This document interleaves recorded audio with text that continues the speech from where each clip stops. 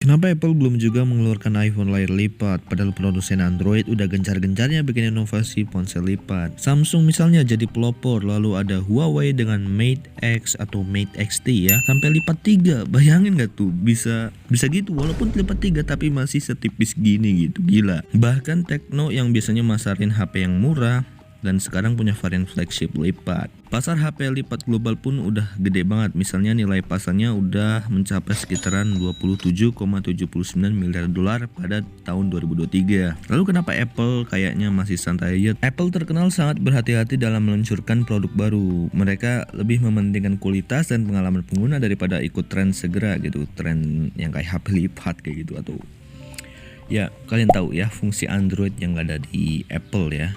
Mereka sangat berhati-hati. Ya kayak gitulah, Apple itu kayak gitu. Apple nggak mau ngerilis iPhone lipat jika teknologinya belum benar-benar siap. Misalnya Apple Watch butuh sekitar 6 tahun riset sebelum dijual ke publik. Dan headset AR dan VR mereka atau Vision Pro ya kalau kalian pernah dengar, prinsip lebih baik terlambat asal sempurna. Inilah yang membuat Apple menunggu dulu. Saat ini layar lipat masih punya banyak tantangan atau masalah. Layar fleksibel dari sebagian ponsel lipat gampang tergores atau rusak gitu ya. Engsel mekaniknya juga rawan kemasukan debu atau cepet aus ya, serta membuat bodi engsel jadi lebih tebal dan berat gitu. Sebagian pengguna mengeluh muncul crease atau bayangan hitam di layar yang bikin tampilan kurang mulus aja gitu. Apple nggak mau ngejual produk dengan risiko seperti itu kepada pelanggannya gitu. Mereka milih nunggu aja gitu sampai sempurna banget ya. Si anjing si paling sempurna ya, padahal yang sempurna itu cuma Tuhan. Ya gitulah. Strategi bisnis dan harga.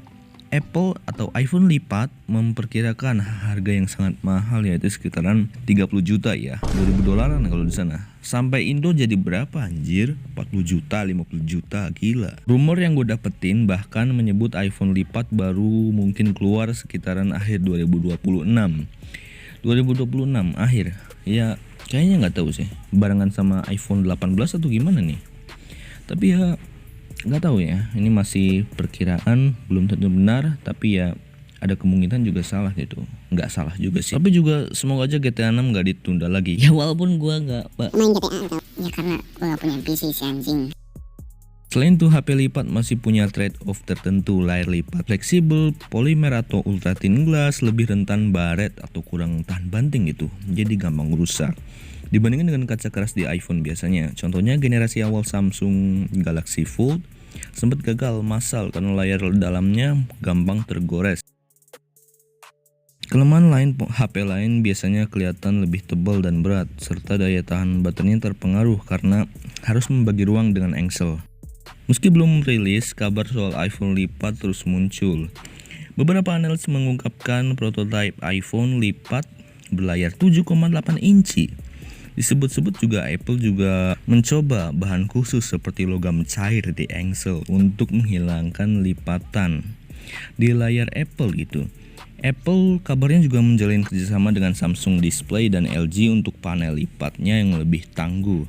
Meski begitu, laporan terbaru menyebut produksi massal baru diperkirakan akhir tahun 2026. Apple bahkan sempat diperkirakan bakal mencicil sumber daya dari proyek lain seperti Vision Pro ke riset foldable iPhone, yang menegaskan mereka itu serius tapi pelan-pelan. Dan kesimpulannya yaitu Apple emang sedang menunggu waktu yang tepat gitu. Mereka terus riset, uji prototipe, dan fokus memperbaiki kekurangan teknologi lipat. Apple nggak suka setengah hati gitu ya. Jadi ya nggak peduli gue iPhone mau ngapain, nggak mau ngerilis HP lipat atau apapun itu. Tapi banyak reaksi publik dan kontroversinya yaitu dengan harga 30-40 jutaan. Emang setangguh itu gitu kah kalau udah sempurna itu sampai udah di launching? Emang bakal ada yang beli? Ya pastinya ada gitu ya. Karena Apple gitu brandnya udah gede, terkenal, banyak dikenal orang ya. Terus dikenal dengan tahan lama ya softwarenya.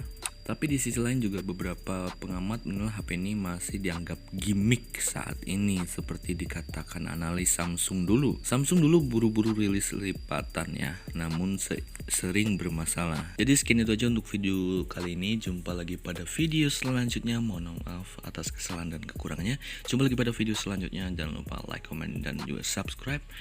Sampai monetisasi si anjing goblok aing udah capek banget, stres, gue udah tinggal subscribe aja, kalian nggak perlu donasi atau apa ya, kalian tinggal tonton aja video ini dan subscribe, like kalau bisa, ya gitulah, biar algoritma tahu kalau lu suka dengan video gue, bukan karena kasihan gitu, ya gitulah. Gue sebenarnya bisa ngedit lebih baik lagi, cuma HP-nya nggak ngedukung.